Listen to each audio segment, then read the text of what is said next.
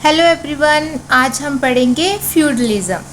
तो medieval Europe में means जब मिडल एजेस चल रही थी यूरोप में, उस समय जो रूरल लाइफ होती थी, गांव की जो लाइफ होती थी, वो एक सिस्टम वहाँ पे एक रन होता था, उसको बोला गया फ्यूडलिज्म। मीन्स मेडिएवल यूरोप में जो रूरल लाइफ थी, it was govern by a system namely feudalism.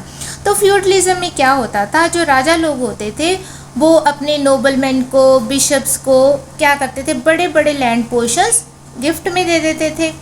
और बदले में ये जो मीन्स पर्सन्स होते थे जिनको ये गिफ्ट में लैंड मिली होती थी, ये अपने राज्य को जब भी कभी राज्य को ज़रूरत पड़ी थी, फॉर एग्जांपल कोई वॉर शुरू हो गई तो राज्य को मिलिट्री सर्विसेज की ज़रूरत पड़ गई, मे बी सोल्जर्स की ज़रूरत पड़ गई, मे बी हेल्प के लिए वहाँ पे अनाज भेजना है या कुछ भी, तो ये जो लोग होते थे बदले में राज्य को क्या करते थे, मिलिट्री सर्विसेज प्रोवाइड करते थे। तो ये जो सिस्टम है मेडिएवल यूरोप का, ये वहाँ के लोगों के फेवर में नहीं था। क्यों नहीं था? क्योंकि अब सारे के सारे लैंड पोर्शन जैसे गांव के गांव मान लो गिफ्ट में चले गए, तो वहाँ पे रहने वाले जो लोग होते थे वो क्या करते थे, वो लैंडलेस पीजेंट्स बन जाते थे, लैंडलेस किसान होते थे।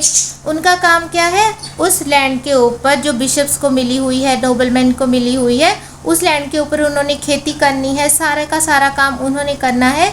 और बदले में उनको क्या मिलना है, बस एक छोटा सा हिस्सा प्रोडक्शन का और रहने के लिए वहाँ पे जगह। तो वो क्या हो जाते थे, एक तरह से लेबरर हो जाते थे।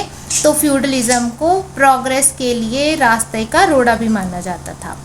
Thank you, have a nice day.